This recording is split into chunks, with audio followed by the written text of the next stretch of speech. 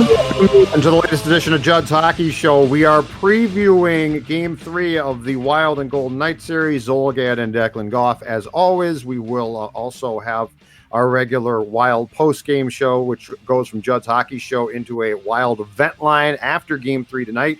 A late start at the X because the television gods hate us. We're in the Midwest, so we're not in the East and we're not in the West, and we get bad start times for the playoffs. But at least there is a playoff game. Declan, I want to start you off with this one. Your reaction to the fact that Dean Evison has said this morning after the morning skate, no lineup changes for Game 3. Everything status quo from what we saw in Games 1 and 2. Not too surprising. At the same time, I wouldn't have been shocked if Parise slotted his way in. I will say that if they lose this game, and we'll get into our predictions and feelings here in a minute, if they lose Game 3, Parise is a lock to play Game 4. I just think it's a lock. They're gonna want to shake things up. They're gonna want something. Someone will have a bad game. Marcus Johansson has been borderline unplayable through 2 games and for like 75% of this season. But if they lose Game 3, and by the way, I'm not going doom and gloom. And everyone ragged on me for my take on for Game 2. I'll get to that in a little bit. But if they lose Game 3, Parise is in there for Game 4. That's my thought. I think something's going on here beyond that we don't know about. I think the Parise thing has become a political hot potato. And I don't know why, but this to me is now, it's crossed a threshold to where, one, I'm not surprised he's not playing, but I am surprised by sort of how it's going down a little bit. I will give you a bold Judd's Hockey Show prediction right now. Okay. If they lose Game 3 and there is a lineup change, and by the way, with how this team operates, I'm not guaranteeing that there will be. I mean, they very well might come back. If they lose a close game again and play well, they might very well come back with the same players. But if they don't, I think Matthew Boldy plays before Zach Parise. Ooh, I like that one. I mean, he can come out of the press box. He's now with the team starting tonight, where they'll have the Black Aces group, which is just a bunch of players from their American Hockey League affiliate in Iowa who will be in the X. I love that term, Black Aces too. Yeah, it's great old school hockey term. But I think Matthew Boldy will be the choice. I think there's more to this Parise thing than we know, because it just seems to be too simple to be like, well, he can't play. I mean, yes, he's not fast enough, but to go back to what we've been talking about, Declan, Victor Rask is not fast enough and he plays a ton. So I'm going to give you the prediction that Matthew Boldy, if somebody gets into the lineup in the forward position group, Matthew Boldy will get in there before Parise. And I'm feeling fairly certain, barring injuries, that Zach Parise has played his last game here. Yeah, I would prefer your route. I want that route. I would rather see Matthew Boldy figure out a way to get into the lineup. He deserves to be in the lineup, especially with given how poorly Victor Rask and Marcus Johansson have looked on Kevin Fiala's line, who was dragging them to relevancy in Game 2. I want that to be the case, but I wouldn't be shocked if he turns his old guard veteran. Here's part of my reasoning for the Boldy prediction. Right now, the logical candidate to be scratched is Johansson, okay? Yep. So because it's not Bukestad, and it's certainly not going to be Bonino. And I guess the second one would be Sturm, just because I'm not going to be shocked. I personally wouldn't scratch him, but I'm not going to be shocked if he gets scratched. And he essentially got benched for a few shifts. The Kaprizov played in the third period on Tuesday night. But if it's Johansson, okay, I don't think there's a player in the fourth line that they're going to want to move up to the third line. I don't think they would play Parise on the third line. So if Sturm came out and Bukestad went to center, I could see Parise getting back in on the wing on the fourth line. But if we're talking about a straight third line switch, I think Boldy makes more sense, because Boldy's going to keep up. I mean, Boldy yes, it's going to be his first game. And yes, I'm sure there will be a period of butterflies and it might be a little bit difficult at first. But if you think about it, right? Like if you if you have Fiala and Rask, you're not going to put Parise on the third line. Like, he is now a fourth line guy. So if that's the change and you're not going to take one of those fourth line wings and put them on the third line, I think it makes far more sense to introduce Boldy into the series and take the shot with him as a third line guy, because athletically, it's not going to be a problem for him. Right. Like, it might be mentally, but I don't know that for sure.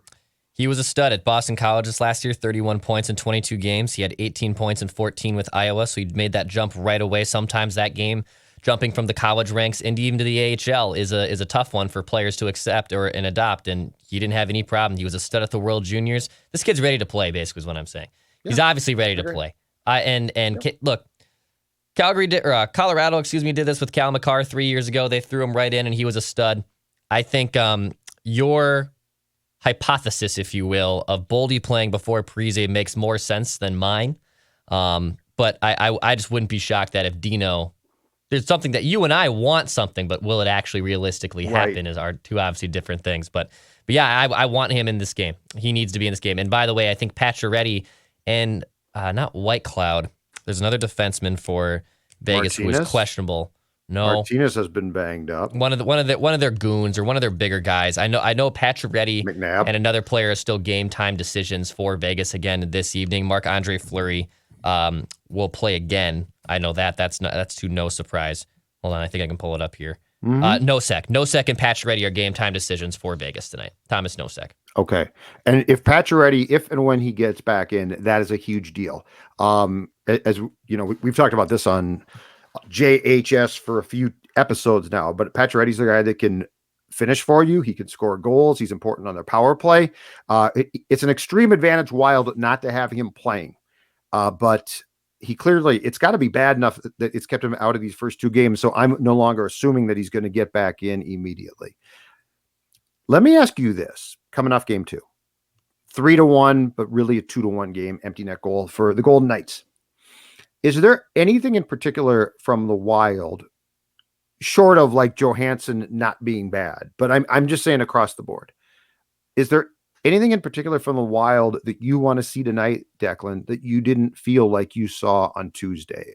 And I mean, Rask is Rask, so that ain't changing. I got you. Johansson, I just don't know what to make of. I mean, he's not changed, but like, are there things that can change that you would like to see changed? I hope this doesn't come off as a rip because I don't want it to. But what I want to see is Kirill Kaprizov take over this game. He had a very good showing in game 1. I know he didn't show up on the stat sheet in games 1 and 2 necessarily, but he literally was the reason Ryan Hartman looked like, Wayne Gretzky out there. Poor Marc-Andre Fleury was just robbing everything he did. I want to see Kirill Kaprizov in front of about 4,000 to 5,000 fans. I know it's still not near 100% capacity. 4,500. Take over this game. At the end of the day, whether he's creating things or not, you need your best players to start showing up here. And I'm not indicating that Kaprizov and Fiala, who had a very strong game in game 2, kind of an iffy game in game 1, and the opposite for Kaprizov, who was very good in game 1 and kind of iffy in game 2. At the end of the day, neither of them had points. Neither of them had points through the first 2 games. And if you're Vegas, that's a win. If you're looking at this from up top, you're saying we shut down Kaprizov, we shut down Fiala. They've only scored, 2 goals, right? 2 goals, I think, through 2 games here. Correct. We're doing our part. We're hitting those check marks there. I want to see Kaprizov come out and put on a show. Not just for the Wild because they need him to. The fans would like to see it. It's the first home playoff game. It's time for him to have a little bit of a coming out party too. I think everyone knows national pundits are in awe and aware of Kirill Kaprizov, but I think this can be a really fun coming out game that this is his team and he's going to be the most dynamic player in the state of hockey for a long time. The advantage for the Wild with what you're talking about tonight is, to a certain point, they do have at home the final change, so that they can essentially get their lines away from guys that they don't want, at least for a brief period of time, unless the Golden Knights can make a change on the fly. They can get their lines away from the guys that they couldn't get them away from in Vegas. To the Golden Knights' credit, especially in game 2, I thought they did a masterful job on Kaprizov. So let's explore what you just said and go down the path of getting him to a point where he can have a breakout game that isn't just, oh my God, he's simply the best player on the ice and he's thriving. Which, by the way, could partially happen. But I think the important part of the discussion, and we've had this before, and our guy Russo, friend of the show, as you like to say, Declan Goff, right, wrote about this at The Athletic. And that's also how the last change can be used to your advantage in potential line combinations. So I will go back to what we talked about, and you pushed for this since the start of the season. I was not nearly as all in on this in the regular season, but now I'm totally with you and have been for a few days now. The potential of 5-on-5, Fiala and Kaprizov playing together at times which I think is absolutely necessary to maximize the talent of both of those players. And here's why. Name me another player on this team that you can pair them with on a line that is going to have the same explosiveness. Now, Zuccarello, if he shot more, I'm not saying he's those guys, but he might be closer, right? Mm-hmm. Like he'd be closer to that. Like, because he's had a nice year. I mean, I give the guy a ton of credit. But he doesn't like to shoot more. He is more of a guy that likes to pass. He's looking to make plays, and he will shoot at times. But I really think we are now going down for as stubborn as Dean seems to be about some things. I think this one's a mistake.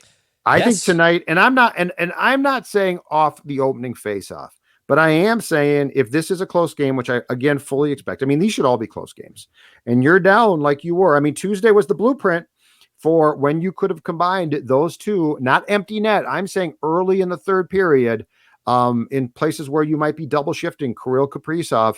I think to get to what you just said, which is how do you get Kirill to that breakout game? We are now to the point where Fiala and Kaprizov have to be given a chance, and not just one shift. They have to be given a chance to skate together, because that becomes dynamic. And I don't know if Vegas knows how they're going to defend that one exactly.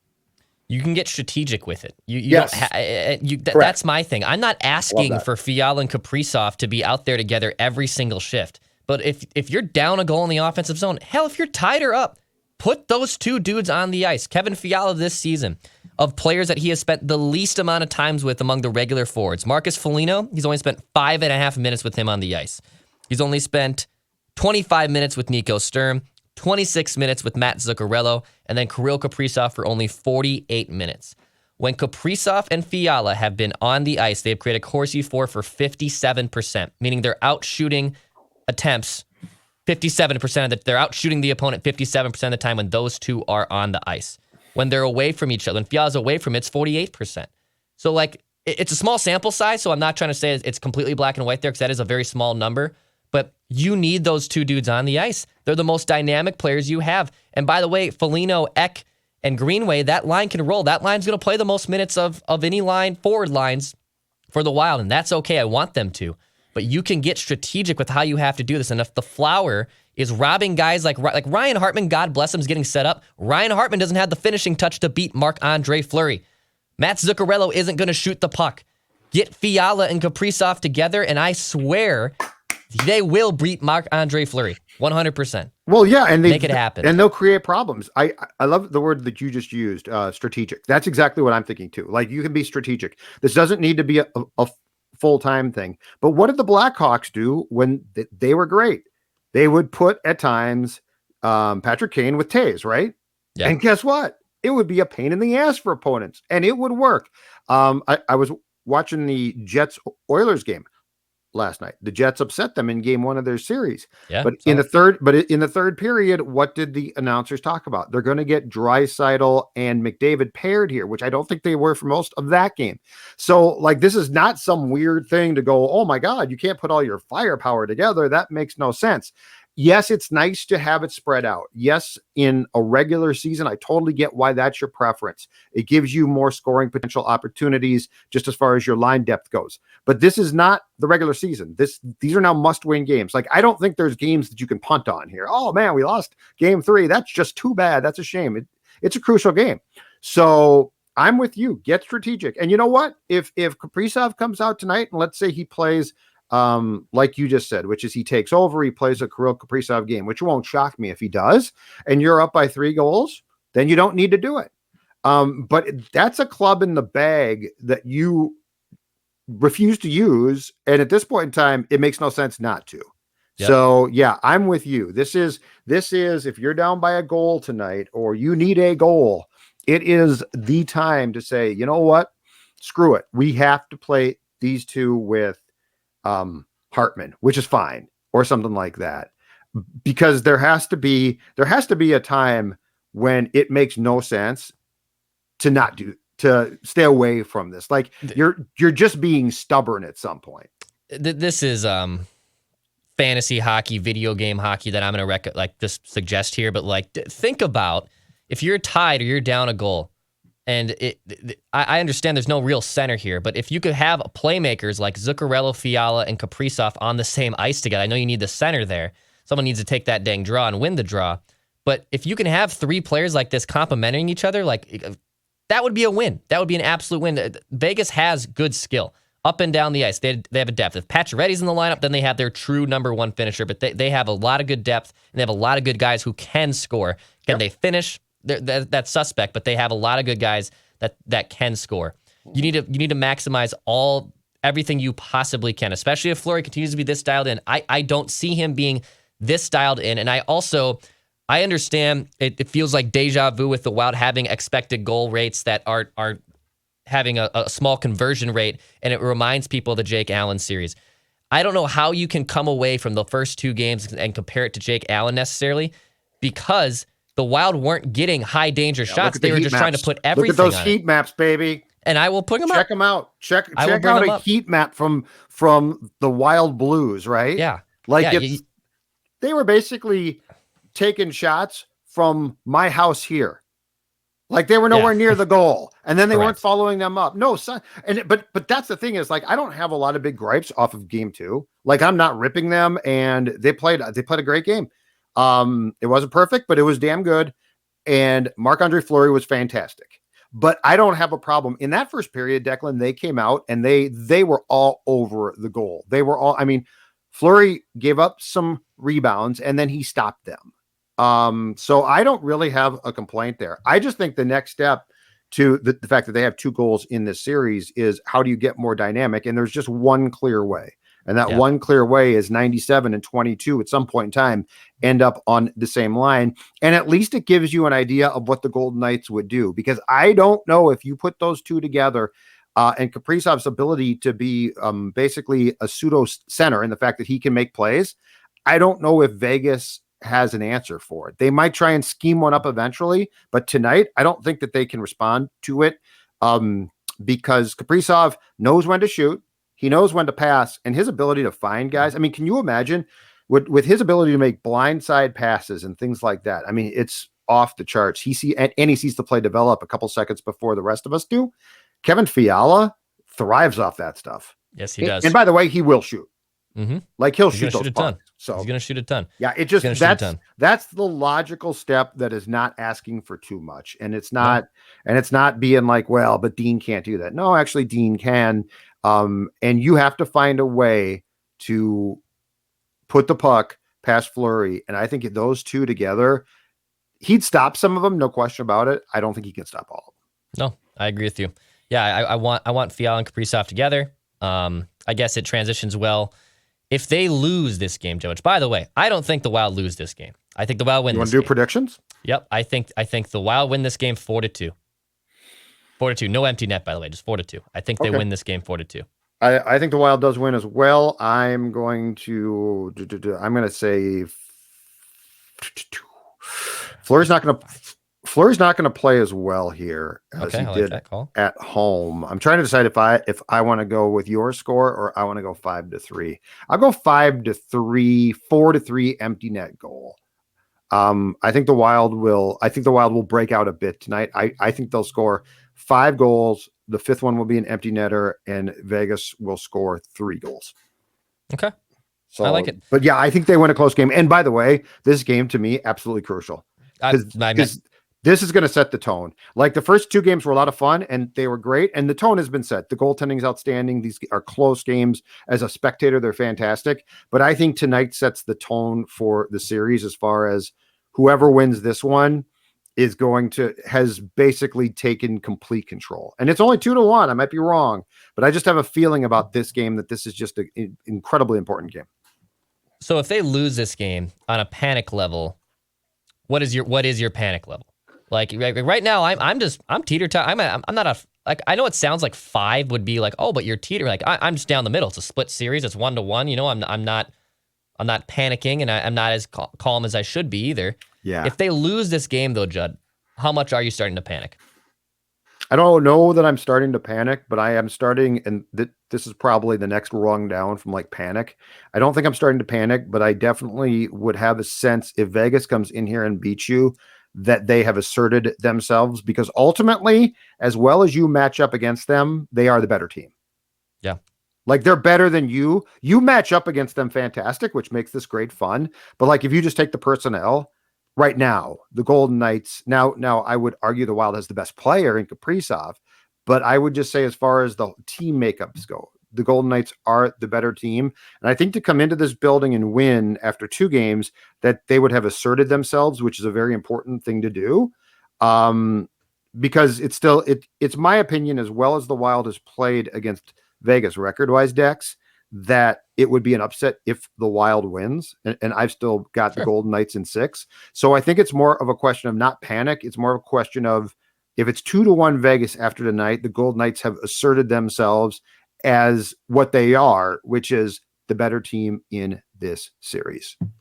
I like it, man. Plus, if they hold Kaprizov down tonight, then it's become a 2-game trend. Yep. Like, you know what? He played well in game 1. He didn't get on the score sheet, but he still did a lot. And because of that, you're right. Hartman got a ton of chances. Game 2, they really shut him down pretty damn well. That was impressive. Fiala was great, but didn't get a goal. But if Kaprizov's not on the score sheet tonight, then they have basically countered or found what the Blues did, and they're starting to perfect it, which is a little bit of a problem. So yeah. Final thoughts from you? I'm ready for game 3, ready for some home playoff ice. Ready for our bet line session. Yeah. If you want to get in on our show at the end of the game, because we are the only post-game show that brings fans on the screen with us, shoot me an email, vikingsventline@gmail.com. I know it's the other team, but we use it for Vikings Ventline. Vikingsventline at gmail.com. You can get on the show. If you're a Knights fan, even, we had welcomed, I believe, 11 guests on our screen after game 2. Knights fans are welcome. All of them were Wild fans, I believe. All of them were new fans to the show as well. If you're a Vegas Golden Knights fan and you have takes on the game, by all means, we want you on the show, and it's not a jump. Like, we would love to hear some Knights perspective. Also, if you haven't already, hit subscribe on our YouTube channel on SKOR North MN. We'll be pumping previews and post-game reactions out throughout this course of this series. So that is what you want to do by the end of the game. All right, there's only one thing left to say. Pass, shoot, score.